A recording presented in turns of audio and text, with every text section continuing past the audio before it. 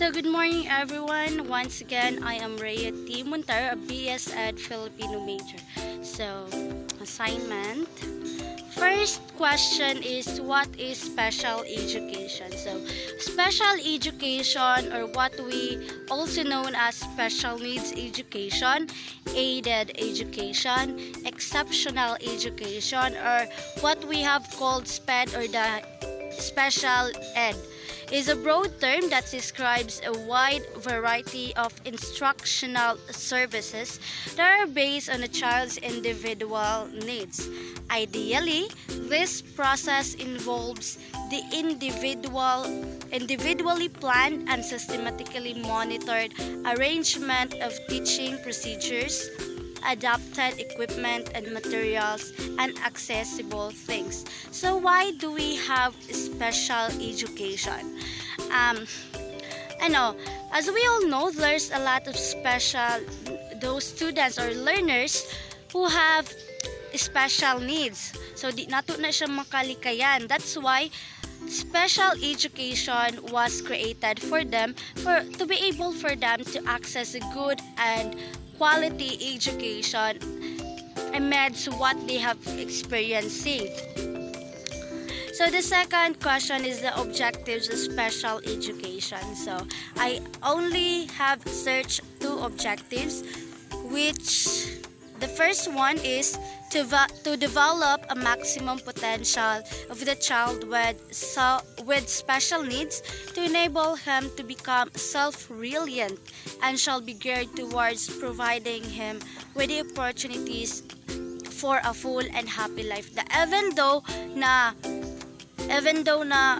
may mga kapansanan sila, they can live a happy and full life, na to the point na they can access better education, as what I have said earlier.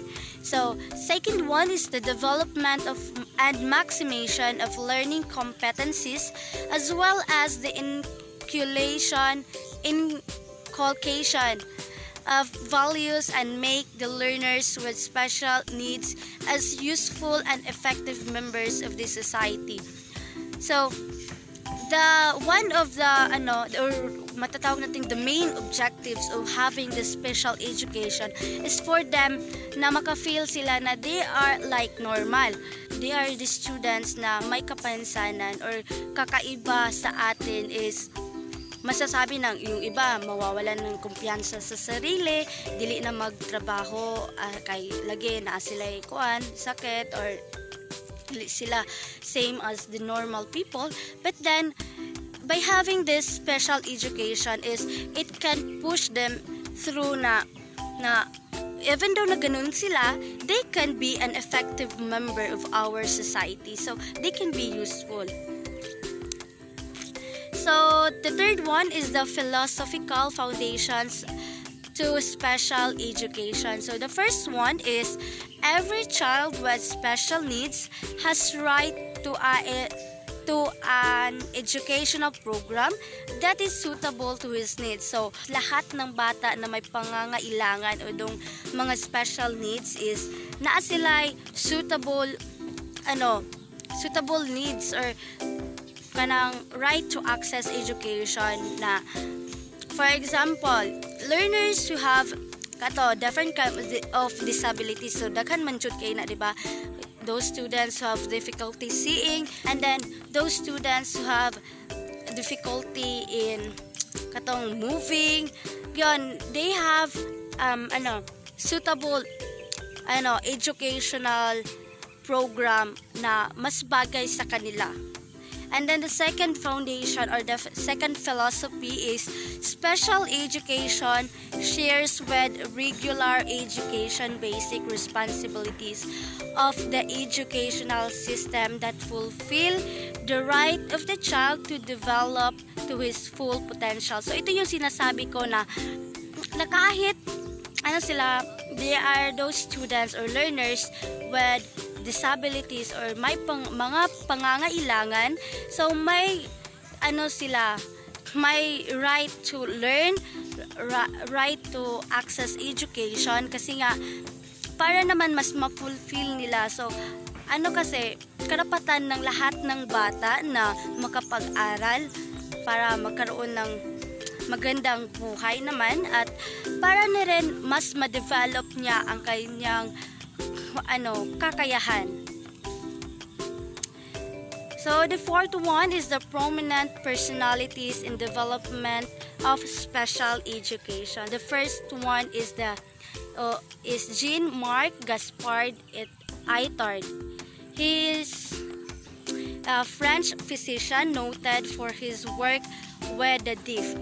From about 1800, he devoted a great deal of his time and private fortune to the education of deaf persons. So, nag-focus siya is with yung may mga diferensya sa pandinig. So, si Samuel Gradley Howe, he is an American physician, educator, and abolitionist, as well as the founding director of the New England Institution for the Education of the Blind, or the later on and now is the Perkins School for the Blind, and a Massachusetts School for Idiotic and Feeble-Minded Youth. So he is also known particularly for his success in teaching the alphabet to Laura Bridgman, a student who was blind and deaf. So third one is si Dorothea Dix. So she is an American educator, social reformer, and humanitarian whose devotion to the welfare of the mentally ill lead to widespread reforms in the United States and abroad. So the fourth one is G. Stanley Hall. So he is a psychologist who gives early impetus and direction to the development of psychology in the United States. So frequently regarded as the former of child psychology and educational psychology. So he is the founder of the child psychology. So the fifth one is Thomas Hamsken. So Thomas Hamsken Gallaudet is an educational philanthropist and founder of the first American school for the deaf. So, sa mga bingi pa rin, he established the American Asylum for Deaf Mutes. So, the sixth one, or the last one, is si Anne Sullivan Macy. She is an American teacher of Helen Keller, widely recognized for her achievement in educating to a high level of a person without sight, hearing, or normal speech. So that would be all. Thank you for listening. God bless us all.